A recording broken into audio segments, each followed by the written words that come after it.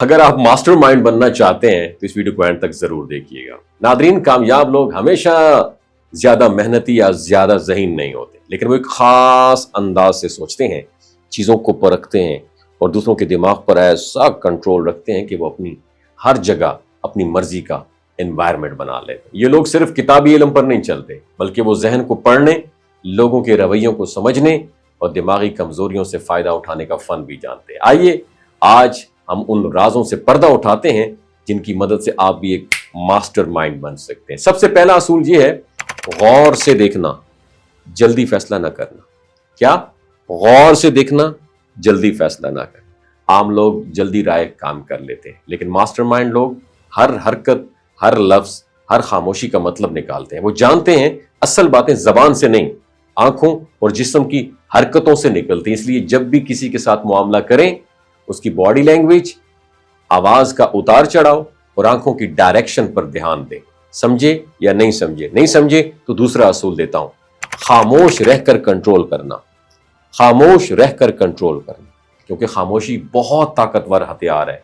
जब आप कम बोलते हैं तो आप दूसरों को बोलने का मौका देते हैं और वो लाशऊरी तौर पर अपनी कमजोरियां जाहिर कर देते हैं। इससे आप उनके दिमाग को कंट्रोल करने के रास्ते आपको मिल जाते हैं। सवाल ऐसे करें जो सामने वाले को सोचने पर मजबूर कर दें और उसकी सोच को अपनी मर्जी के रास्ते पर लेकर आए। तीसरा असूल बताऊं, इमोशनल इंटेलिजेंस। इमोशनल इंटेलिजेंस, जज्बाती जहानत, जज्बात को पहचानना और काबू में रखना है। कामयाब लोग अपने जज्बात को काबू में रखते हैं और दूसरों के जज्बात से खेलना जानते हैं। अगर कोई गुस्से में है तो उसके सामने मजीद नरम लहजे में बात करते हैं। अगर कोई बेचैन है तो उसे तसल्ली देते हैं और फिर अपनी बात मनवा लेते हैं। ये जहानत आपके ताल्लुकात में, बिजनेस में और हर मैदान में फायदा देती है। चौथी टेक्निक, जहनी खेल खेलना। जहनी खेल खेलना, जब आप किसी को ये महसूस करवा दें कि वो फैसला खुद कर रहा है, हालांकि वो आपके जहनी खेल का शिकार है, तो असल फतह वही है जो मैं आपको बता रहा हूं। जैसे किसी को दो ऑप्शन दें, लेकिन दोनों आपकी मर्जी के हों। इस तरह सामने वाला आपकी मर्जी पर अमल करता है, लेकिन उसे लगता है कि ये उसकी अपनी पसंद है। समझे नहीं समझे? पांचवा राज, रेपिटेशन और एंकरिंग। रेपिटेशन और एंकरिंग। दिमाग, जो माइंड है ना, हमारा दिमाग एक बार को बार बार सुनकर उसे सच मानने लगता है। आप जब अपनी बात को बार बार मुख्तलिफ अंदाज से रिपीट करते हैं, वो दूसरे के जहन में बात बैठ जाती है। और यही तरीका मार्केटिंग, सियासत और ब्रेन वॉशिंग में भी इस्तेमाल होती है। छठा बताऊं, आदतों पर कंट्रोल।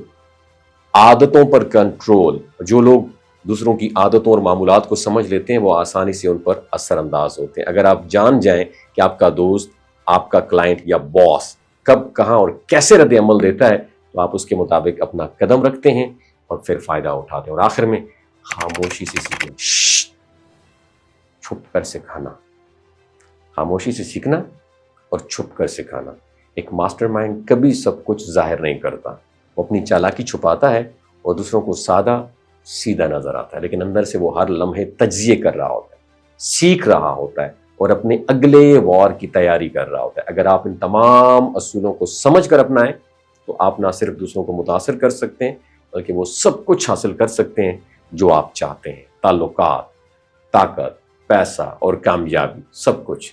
याद रखें, असल जंग दिमाग की होती है। जो जहन पर काबू पा लेता है ना, वो दुनिया पर राज करता है। तो राज करना चाहते हैं, मास्टरमाइंड बनना चाहते हैं, तो ये 6-7 आते हैं अपनी जिंदगी में जरूर अपनाएं।